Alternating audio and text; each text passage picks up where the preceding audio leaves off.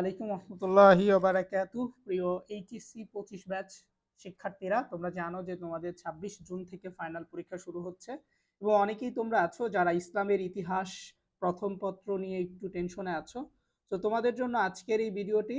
আজকে আমরা আমাদের প্রতিদিনের ন্যায় আজকে আমরা দ্বিতীয় অধ্যায় থেকে কিছু গুরুত্বপূর্ণ জ্ঞানমূলক প্রশ্ন সম্পর্কে জানবো, যে প্রশ্নগুলো যদি তোমরা মনোযোগ সহকারে পড়ো, আমি আশা করছি যে তোমরা পরীক্ষা এখান থেকে কিছু না কিছু জ্ঞানমূলক প্রশ্ন অবশ্যই কমন পাবে। তো যারা যারা এই প্রশ্নগুলো করতে চাচ্ছ, তোমরা কাইন্ডলি একটু ভালো করে দেখো, এবং যারা ভালো করতে চাচ্ছ দেখলে ইনশাল্লাহ ভালো কিছু করতে পারবে। তো আমাদের প্রথম প্রশ্ন, কত সালে মক্কা বিজয় হয়েছিল? তো মক্কা বিজয় হয় 630 সালে মক্কা বিজয় করা হয়েছিল। দ্বিতীয় প্রশ্ন, হুদাইবিয়ার সন্ধি কত সালে স্বাক্ষরিত হয়? হুদাইবিয়ার সন্ধি স্বাক্ষরিত হয়েছিল 628 অর্থাৎ 6ষ্ঠ হিজরিতে। তাহলে যদি তোমাদের পরীক্ষায় আসে যে হিজরি সাল কত ছিল, 6ষ্ঠ হিজরি ছিল, ঠিক আছে, আর 628 ছিল।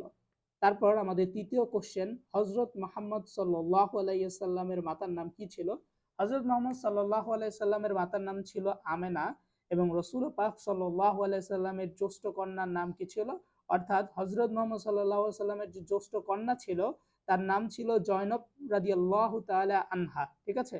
দেন আমাদের পঞ্চম প্রশ্ন, হজরত মোহাম্মদ সাল্লাল্লাহু আলাইহি সাল্লাম নিশ্চয়ই আল্লাহর রূপ রাসূল রূপে মনোনীত, উক্তিটি কার? উক্তিটি হচ্ছে, আমরা জানি যে তৎকালীন সময়ে যে রাকা ছিল, রাকা বিন নওফেল ছিল, তার এটা উক্তি ছিল। উক্তিটি হজরত খাদিজার অন্ধ খাদিজা আর অন্ধ এবং বৃদ্ধ চাচাতো ভাই ও রাকা বিন নাওফেলের ছিল এই উক্তিটি, ঠিক আছে।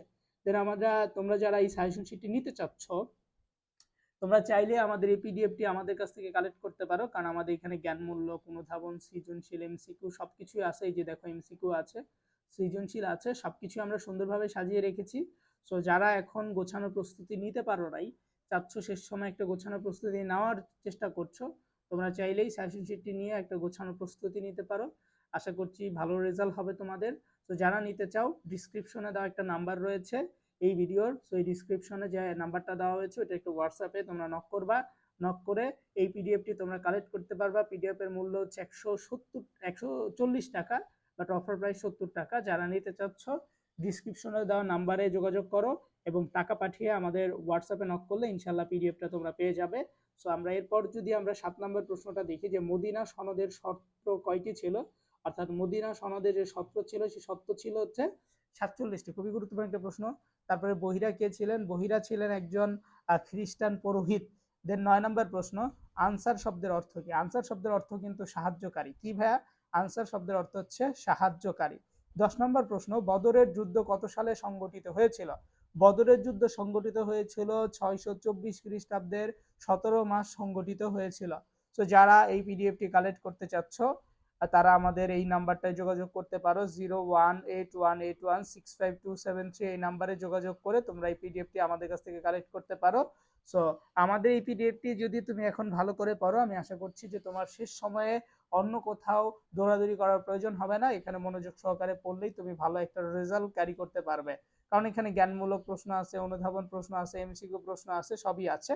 তো ভালো থাকো, সুস্থ থাকো। যারা নিতে চাচ্ছ এখনই যোগাযোগ করো আমাদের